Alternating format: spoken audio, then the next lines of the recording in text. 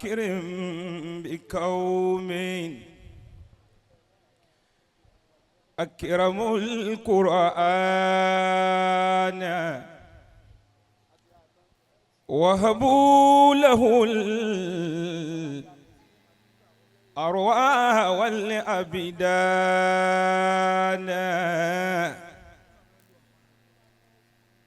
قوم قد اختار الإله قلوبهم لتصير من غرس الهدى بستانا، لتصير من غرس الهدى بستانا. رفعوا كتاب الله فوق رؤوسهم ليكون نورا في الظلام فكان،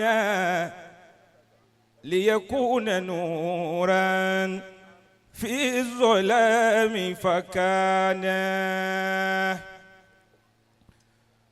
أعوذ بالله من الشيطان الرجيم. بسم الله الرحمن الرحيم.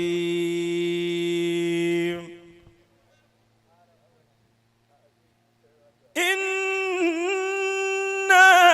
فتحنا لك فتحا مبينا. إنا فتحنا لك فتحا مبينا ليغفر لك الله ما تقدم من ذنبك وما تأخر، ويتم نعمته عليك ويهديك صراطا مستقيما، وينصرك الله نصرا عزيزا. هو الذي أنزل السكينة في قلوب المؤمنين ليزدادوا إيمانا مع إيمانهم، ولله جنود السماوات والأرض وكان الله عزيزا حليما. ليدخل المؤمنين والمؤمنات جنات تجري من تحتها الأنهار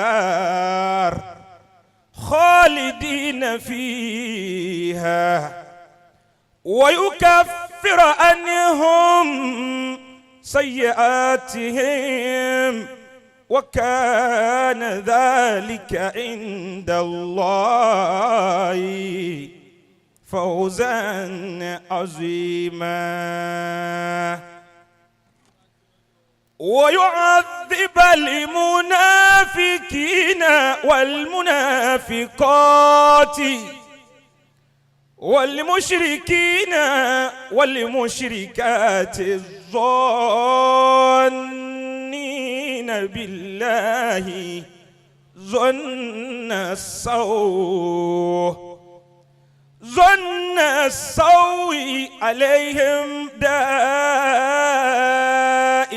السوء، وغضب الله عليهم ولعنهم وأعد لهم عذابا أليما. ولله جنود السماوات والأرض وكان الله عزيزا حكيما إنا أرسلناك شاهدا ومبشرا ونذيرا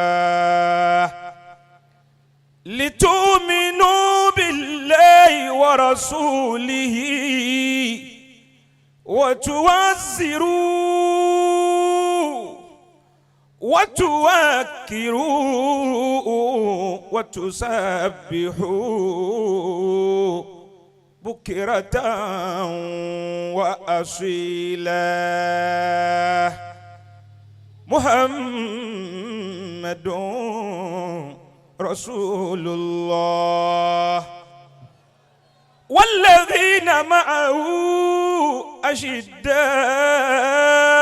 على الكفار رحماء بينهم تراهم ركعا سجدا يبتغون فضلا من الله ورضوانه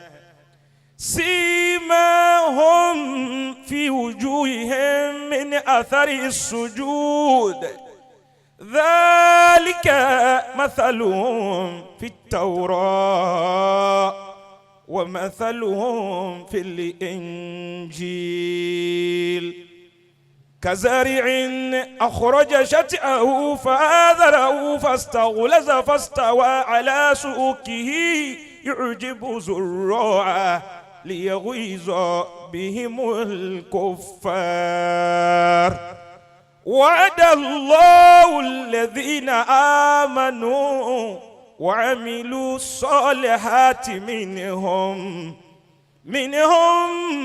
مغفرة وأجرا عظيما صدق الله العظيم.